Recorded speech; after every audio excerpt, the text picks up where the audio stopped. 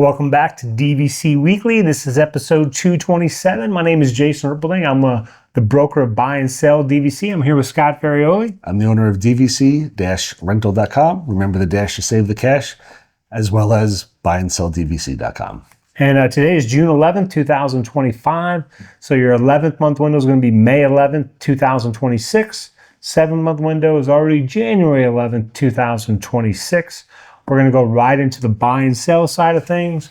Now, once you become a DVC owner, whether you buy resale, whether you buy direct, at some point, most people consider adding on to their membership. That's where, again, you're considering adding. Do I want to add more points direct? Do I want to add more points resale? You know, there's the factors involved. You know, one is, do you want to buy at the same resort that you currently own at? If you buy at the same resort, that means all of your points can be combined when you make that reservation 7 to 11 months in advance. So that's a nice option to have. Plus, all the points are going to have the same annual dues, and you're going to have the same expiration date on all your points. If you buy at a different resort, now you have 2 home resort priorities. However, that doesn't mean you can combine the points between the 7 and 11th month mark, meaning if you own 200 points at Bay Lake Tower and 200 points in the Animal Kingdom, and you go to make a reservation 10 months in advance at Bay Lake Tower, you can only use your Bay Lake Tower points at that time, not the Animal Kingdom. But it also means that if you want to use your Bay Lake Tower every other year to make a reservation 7 to 11 months at Bay Lake Tower, you can do that. Then the opposite year, you're making the reservation in Animal Kingdom 7 to 11 months. So that, you know, that's an option as well. If you have the same use year, then everything will fall into the same membership number. You'll have the same banking window. Things are a little bit easier to use if you have the same use year. If you have a different use year, you have a new banking window. So now you're going to have to keep track of multiple banking windows. And it does give you another option on transferring the points. Now, there may be a lot of people on here that have never transferred points, but if you do transfer points, you're only allowed 1 transfer in or out per membership number. So with the multiple use years, you get multiple options on transferring. And then just to clarify, you do get unlimited transfers between your own contracts, though. So it's only 1 in or out to like somebody else, but between yourself, you can transfer back and forth. And as I have to do that a lot. And you can also, when you're adding on, you could just target points where you don't care about the home resort, but one that have the lowest annual cost. And from a few episodes ago, you know, that's where, you know, when you do the breakdown of the price, the annual dues, when it ends, you know, Copper Creek was number 1, Saratoga was number 3, and Bay Lake Tower is number 4. So if you just want those, you know, you're just kind of flexible with the points, you might want to target one of those 3 resorts. So, I mean, a lot goes into adding on. I mean, my thing is, I will admit, I have 3 different deeds. They're all 3 different use years. Why is that? Because I'm targeting what I feel is the best listing for the money. And so my eyes. That's what I've done. I can't see past that and say, well, it doesn't have this use year. It has these banked points in there. It's priced at this. So that's all I see, and that's what, you know, that's where my vision stops, if you will. So that's what I do. So, you know, just keep that in mind when you're looking to add on. I would just, you know, target where you feel you get the best value. Because if you're starting out with a bunch of banked points, with no dues on there, you know, it's a nice little bump to get you going. Good. Absolutely. That's what I've done. Either rent them out to try to get some of your money back, or again, you get extra vacations. That's a great time to possibly bring family when you get all these extra points that you weren't expected and you really didn't need. Now it becomes more fun trips, or upgrade your room type. You were going to stay in a studio, but now you got enough for 1 bedroom. So lots of nice options. But I've done that as well. I've always gone for what I think was the best contract out there without looking at use years. And now we're on to the food review of the week. Come here, I'm gonna eat you! Get in my belly! Oh, this is, man, you talk about a tease of a lifetime. This is like 4 episodes ago. So I mentioned the SeaWorld debacle with the Expedition Everest and all the free food that we got. So. Expedition Odyssey. Expedition Odyssey. The signs have never fallen off of Expedition Everest, to my knowledge, but Expedition Odyssey. First place that we stayed, I mentioned the ribs. This is not going over the ribs, but it is at the same place. This is the Voyager Smokehouse, which seemed to be the best food option on property besides... SeaWorld has one sit-down restaurant, and everything else is kind of like a cafeteria style, where you go up, you get a tray, you pick your dessert, you put it on the tray, and they give you a drink, and then you walk over, and then you tell them what they want, and they give you the plate, and then you go leave to pay. So all similar, but only one sit-down restaurant, so it didn't include that.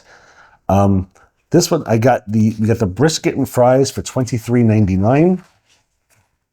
You get 2 slices of brisket and fries, and it's the part where the point meets the flat, so there was a very large fat vein in there. So a lot of people love fat in their briskets. I'm not a huge fan of it. And that problem is that big fat vein took up about a third of the portion. There was 0 smoke ring and not too much flavor.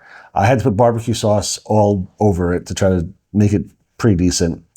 It was relatively moist overall, but a little bit disappointing, as I do really love brisket. Truthfully, any other smokehouse I've been to absolutely destroys this place. And for the money, you should get a lot more than 2 slices of brisket for $24. Overall, I gave this a 6.1.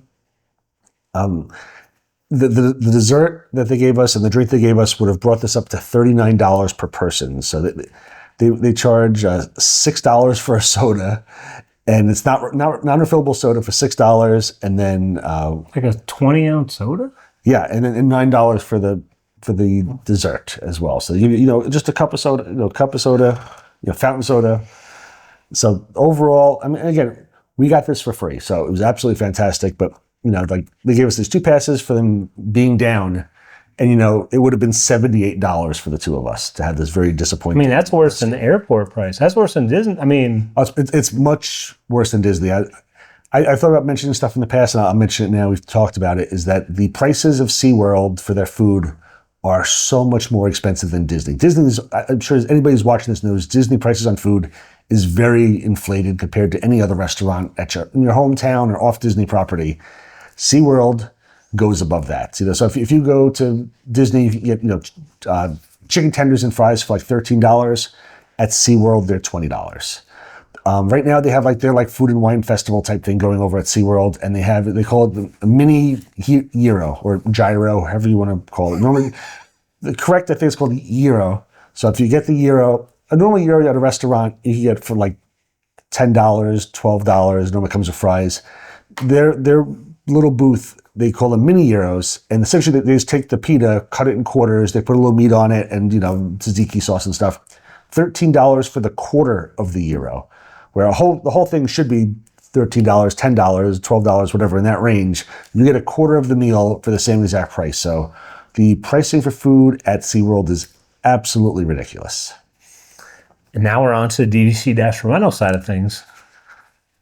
On the rental side, I wanted to mention this as I really haven't seen anybody online talking about this, but a few weeks ago, the new Château de Voyage DVC Welcome Home Center opened at Epcot's Canada Pavilion. This is the first ever time they've had one of the Welcome Home Centers in Disney property. They've got the ones over at Saratoga Springs as well as the ones at Boardwalk. But this is the first one in a park, and it includes a walkthrough model of the new Island Tower at Disney's Polynesian Villas. Honestly, I didn't even know it was opening, and I didn't think about it until I saw one page somebody was arguing about whether it's just too much DVC stuff in the parks. You know, the kiosks, the DVC lounges, and now the actual welcome home site. As a DVC member, I don't mind any of this stuff at all, but I mean, some people were a little upset that they were going, you know, I go to Disney to be in my own little fantasy world. This is what they're saying. I go to be in my fantasy world. I don't need them trying to push their timeshare, their DVC stuff on me. But I mean, honestly, if you've ever been to Disney, everything they're doing is selling you stuff. They're selling you, the tickets. They're selling you then all of the merchandise. Like everything on Disney obviously is to make money and sell you stuff. So to sit there and go, well, the DVC stuff is too much, I think is a little overboard, just because Disney is there to make a profit and all they do is sell you stuff. Whether you're conscious about it enough, Disney is always selling you selling you something that's glowing, something that's spinning, something that your kids need to have, a plushie. There's just so much stuff there. So I was just kind of wondering, what are your thoughts? Like, I want you to leave in the comments. Do you think there's too much DVC stuff in the parks? Do you think there's not enough? Has it ever really bothered you before? I just kind of want to know, because I was surprised to see the arguing in that group, because it's never bothered me before. I mean, I've never sat there and said, oh my God, there's just so much DVC stuff there. I mean, normally there's only like a kiosk or two per park. I never found that it was too much stuff that was in your face that you ever even really noticed it. Do you think is there going to be a guide there or no? I believe there is going to be a guide. Oh, really? Yeah, I mean, I believe it's supposed to be like a full welcome home, just like they have at like Saratoga and stuff. So if you decide that you want to buy, they can sign the contract there. That's going to be interesting then. I wonder how many guides are there. That because I mean, if you're telling me that, I would think that 20 people could walk in there at the same time. No? Yeah. Or, I mean, that's definitely a possibility. I don't know how many guys there. I haven't gone into the place to check it out yet. But I guess if you're... I didn't even know about it until this week. I found it online. I was like, what are they talking about? And then I had to go on Google search and to even find out that this had even opened up. I mean, there's been really no talk about it at all. Because I guess if you're...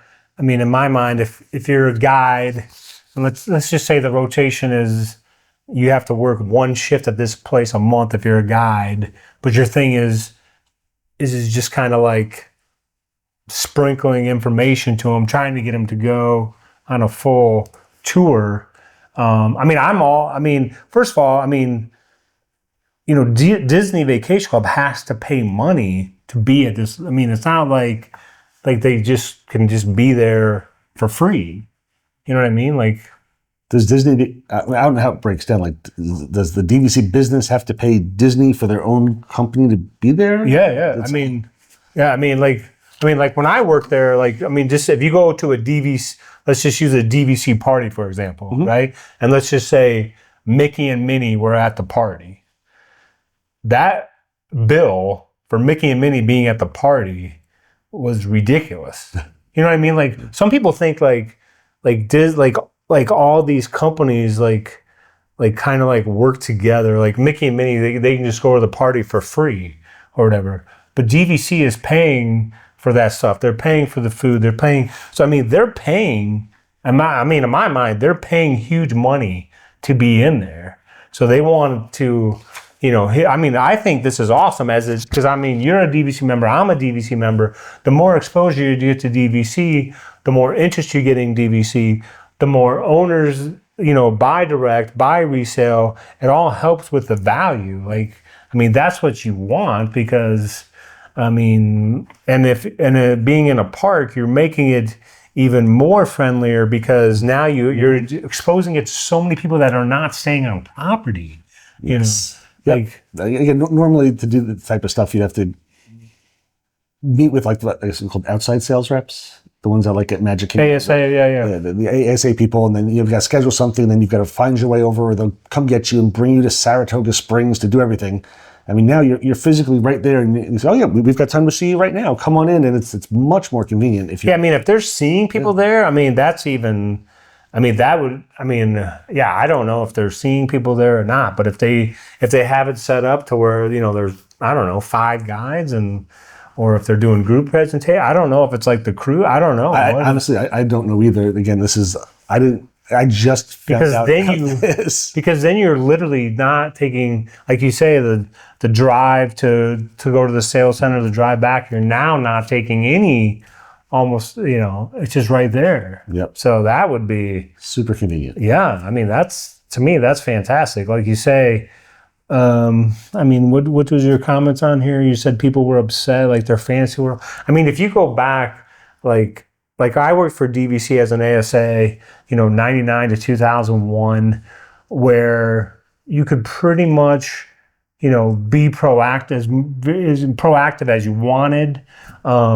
But I know people that were ASAs in 1992 where they literally had to sit at a desk like this and they couldn't say anything unless someone said something to them. Really? Yeah. Oh, wow. They couldn't be proactive at all.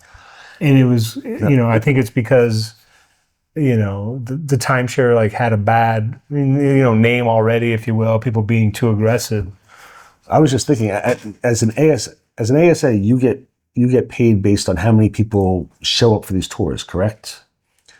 Think about that though. Think about, say you were an ASA at Epcot previously, and somebody wants to sign up, and you go, okay, we'll schedule a time for you, and then we'll send a bus over, the van over to you, and then we'll drive you over to Saratoga. At that point, the people are like, The picture, say you're an ASA at Epcot right now, and you're like, oh, you're interested in checking it out? Great, just walk down the street right there, go into the Canada Pavilion, they get you all set up. Here's I don't know how they do it, but they set you up in the system, whatever. It's just, I figured they can make a lot more money with these people showing up when they're already on the property where it exists versus trying to say, we'll set you up for later, we'll send a bus for you. Because at that time, it's the next day, and oh, my kid's not feeling well, or you know what, we were at lunch later, so we missed the appointment. When it's right there on property, and you say, hey, just walk down the sidewalk here and hang a right, head into Canada, and boom, you're there. I'm putting you in the system right now. You're good to go. I mean, a lot more money for the ASA's own property. Yeah. I mean, again, keep in mind, I was there in '99 to 2001. I don't know if compensation has changed or not. Yeah, but when I worked there, it was like everything was on metrics, if you will. Like if you worked at this location should book X amount of tours. This location, so you kind of had like a minimum requirement that you had, and then above and beyond. And I'm sure the Epcot requirement just went up a bunch for anybody at the ASA there. Listen, you're on property. It's right here. Your numbers better go up. But yeah, everything like. And then, back when, I was doing it, it was, the big thing was if you booked them between 10:30 and 2:30, then they got a coupon for a free lunch at the boardwalk, which most people use it at the ESPN club. And they went through a phase where, I don't even know now, time moves so fast. I want to say like 2 years ago where they were like, it was like a $200 gift card. I don't know what the incentives are now, but the more exposure the better, because it's not a product where the price is the price. Everything is online. It's just getting a matter of getting exposed to it, how it works, and things like that. Yep. So it'll be interesting to see what I would love to know if there's guides there, if there's group tours, how many guides are there. Yeah. It's all good. We'll have to find out some more info on that one. Yeah. When's your next trip to Epcot? So you need to go in there. I have no idea. We need a live video of you walking in there. I may already be banned just by name. I was wondering if Disney has your disguises. I know you and your disguises. The disguise is perfectly fine. I can do that. But once they say, "Oh, keep your driver's license," then we got a problem. Like, oh, Mr. Ferrioli, we know you, and I'm flagged. No free ice cream or free $200 gift card for me. So that was a good episode, very informative. If you've been to the preview center at Epcot, please let us know. Let us know your feedback. Is it ASAs? Were there guides there? I don't. Let us know, man. We need to know. We need to know these things. Yes, we do. And we'll see you next week, where Scott is maybe going to finally give us the food review we've been waiting for. I just gave you the food review. I thought you had another item from there. There's a lot more items, but okay. I think we have another food review from Debbie next week. But I have a lot of food reviews. All right, we'll see you next week. Thank you so much, everybody.